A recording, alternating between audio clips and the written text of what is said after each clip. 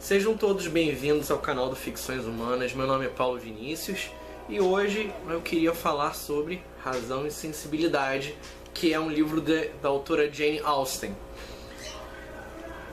Bom, em primeiro lugar, por que eu decidi fazer finalmente uma resenha, né?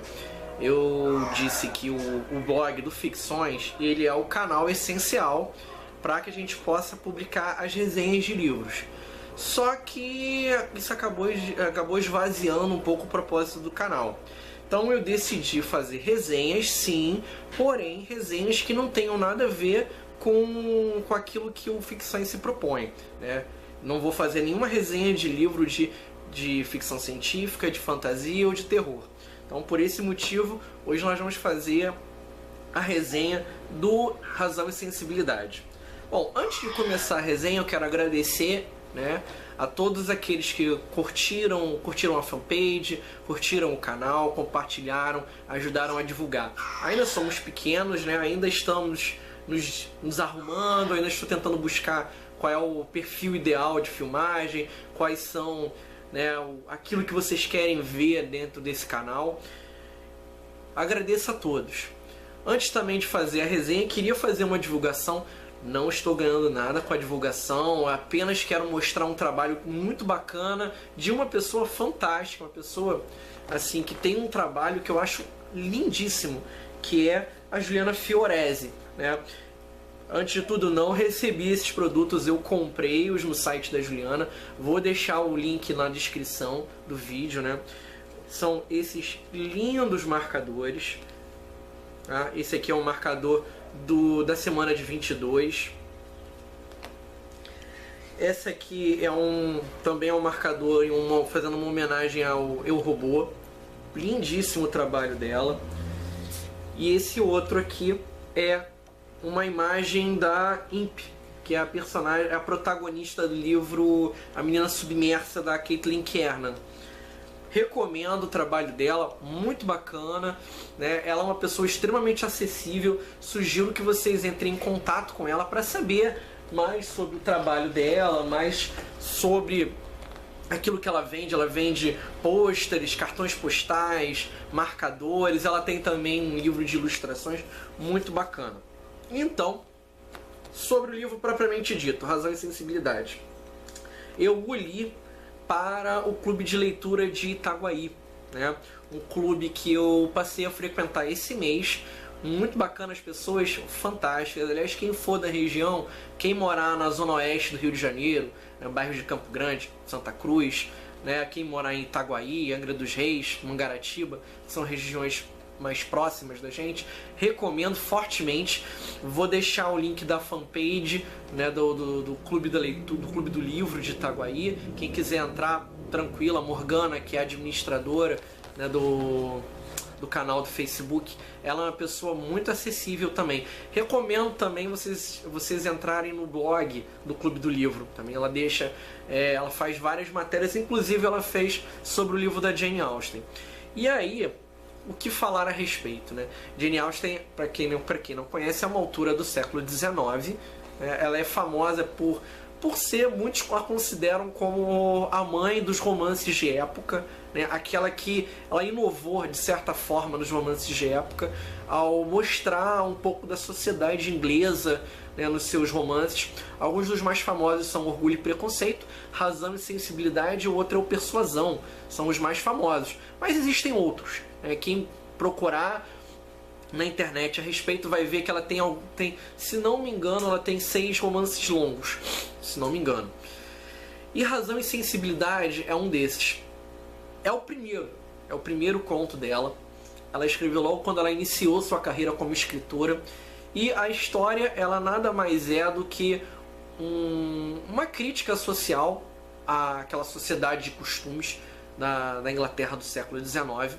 Ela apresenta a história de 3 irmãs, dos quais apenas 2 são as personagens principais. A outra eu brinquei no Clube do Livro, falei que é a irmã avulsa, aquela que aparece apenas de vez em quando. As 3 irmãs são a Elinor, que é a mais velha, é uma irmã mais centrada, mais organizada. Ela representaria aquilo que no livro ela chama de razão, ou em inglês sense. é a pessoa com bom senso, né?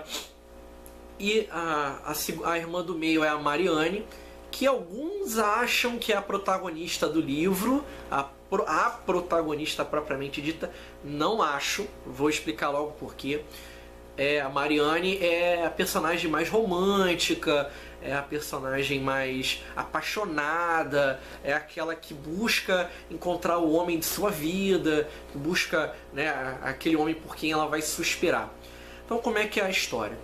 Elas são filhas de um pai que teve, né, 2 casamentos. No primeiro, elas foram as filhas, e o segundo casamento, que foi anterior, ele teve o filho mais velho. E naquela época, geralmente a herança passava para o primogênito, e na maior parte das vezes era um homem, não as meninas. Porém, o pai dessas meninas deixou uma herança muito boa, né? Deixou uma quantidade em dinheiro que elas receberiam anualmente, que as fariam viver de uma forma muito tranquila, tanto as meninas como a mãe das meninas, né? Só que a esposa do irmão mais velho, né, a Fanny, ela convence o irmão mais velho a não deixar nada para as meninas. Convence dizendo que elas logo teriam um bom casamento, eram meninas instruídas e que elas não teriam necessidade de ter uma renda tão elevada, né, para os padrões da época. Eu acho fantástica, aliás, a cena em que ela convence o marido dela é fantástica. Ela é uma pessoa completamente desprezível, né? Em 4 páginas você passa a odiar a personagem, muito engraçado, né? E por conta de diferenças entre a Fanny e as irmãs e a mãe das meninas, elas acabam abandonando o lugar onde elas moravam. Era uma mansão maravilhosa no interior da Inglaterra, Norland, né? Elas acabam alugando, pelo que eu vi no livro, elas não compraram, elas alugaram um chalé próximo de uns conhecidos da família dela, um pouco distante de Norland, mas elas acabam achando melhor se mudar para esse lugar. E é nesse lugar que começam a acontecer as coisas. A Eleanor, que é a mais velha, ela acaba se apaixonando pelo irmão da Fanny, o Edward. Ela acaba se apaixonando, mas ao longo dessa estadia dela no chalé, ela descobre que o Edward está prometido a uma outra pessoa, a uma menina chamada Lucy Steele, do qual parece, eu não entendi direito, mas parece que ele havia prometido ao pai da Lucy, né, que foi um tutor dele durante boa parte da vida dele, que ele se casaria com ela. O complicador disso tudo, que eu acho até que no filme do Razão e Sensibilidade eles acabaram simplificando um pouco, é que a família do Edward havia pensado que ele iria se casar com uma menina chamada Senhora Morton, que nunca aparece, pelo menos eu não me recordo de nenhuma passagem, me ajudem se vocês se lembrarem, que era uma pessoa, era uma mulher que ela vinha com um dote muito elevado, e a Lucy não era tão rica assim, a família não tinha tantas posses.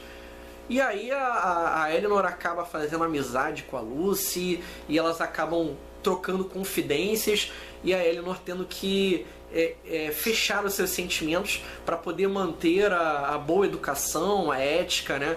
E sem revelar os seus verdadeiros sentimentos por Edward.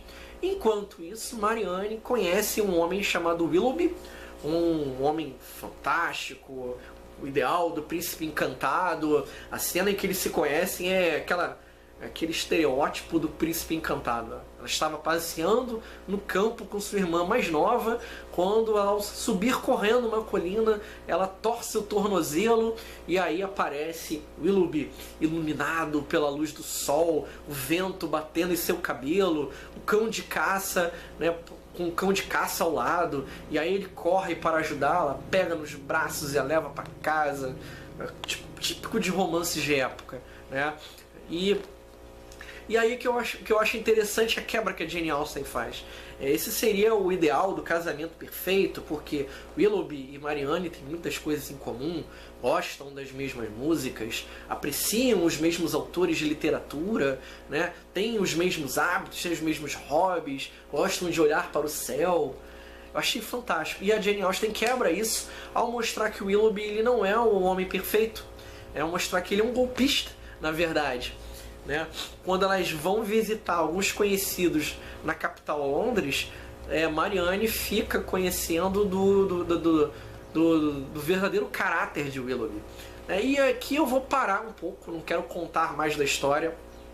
Só advirto que talvez ao público masculino uma obra não seja tão interessante, porque é um romance bastante açucarado, quase uma novela, aquele novelão, né, que é o padrão da escrita da Jane Austen. Né? Quem abre Razão e Sensibilidade tem que se preparar para esse tipo de coisa. Né? É a forma como ela desenvolve os seus romances. Porém, não a subestimem, não subestimem a autora. De forma alguma ela escreve apenas um romance.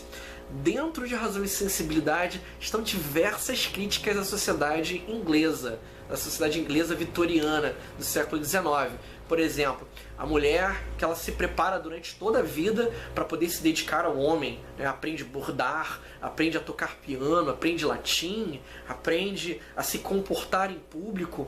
E apenas quando a Elinor se desvencilha disso é que ela consegue encontrar a felicidade. O mesmo eu digo de Marianne, quando ela ultrapassa um pouco as visões que ela tem do homem perfeito, é que ela vai encontrar a pessoa ideal para ela, né? Não é um romance de casamento, como muitos críticos da Jane Austen falam. Não considero isso. Aliás, é um estudo da sociedade inglesa fantástico. Os casamentos arranjados, apesar de ser aquela... A gente percebe como a coisa é artificial. Né? Como a família do Edward queria casá-lo com a senhora Morton apenas porque eles iriam conseguir um dote fantástico. Um dote fabuloso de 30 mil libras.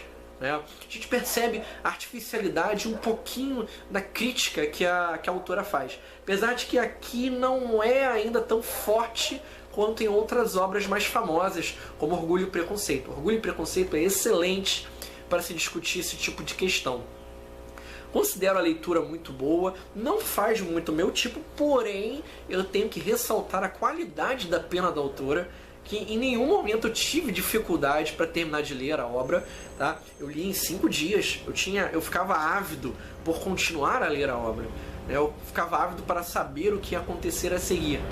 Então a autora tem essa qualidade na pena, a coisa da continuidade, os personagens muito bem delineados, tem caráter até de folhetim, não sei ao certo se o livro foi publicado nesse formato, né? Não me recordo disso, mas ele tem esse formato de folhetim em que os capítulos são curtos, de fácil leitura, e os ganchos para os próximos capítulos estão sempre presentes ao final deles. Dou o braço a torcer, vou experimentar outros livros da autora, certamente. Eu fiquei muito curioso na reunião do Clube do Livro para ler Orgulho e Preconceito e Persuasão, que são as obras, né, consideradas mais famosas da autora. E quanto a comparações em relação ao filme, eu acho que o filme é uma coisa e o livro é outra. Apesar os filmes, né? Foram várias adaptações para o cinema e adaptações no formato seriado. Então eu considero o filme uma coisa, os filmes uma coisa e o livro outra. Eles têm pegadas diferentes. Apesar de que no filme as liberdades artísticas são levadas a um outro âmbito e tornam até o livro um pouco mais, né, melhor desenvolvido nos filmes. Mas eu prefiro analisar o livro pelo livro, propriamente dito. Recomendo a leitura a todos, né? Gostaria de ouvir um pouco da opinião de vocês, se vocês gostaram desse formato, se não gostaram, né? Se querem ver mais, né? Eu pretendo daqui a 2 semanas apresentar outra resenha, novamente um livro que não seja abordado pelo blog, né? Curtam, compartilhem, divulguem, né? Gosto muito de ouvir a opinião de vocês a respeito das minhas falhas de gravação, que serão muitas nesse início, né? E é isso. Agradeço a todos. Façam boas leituras.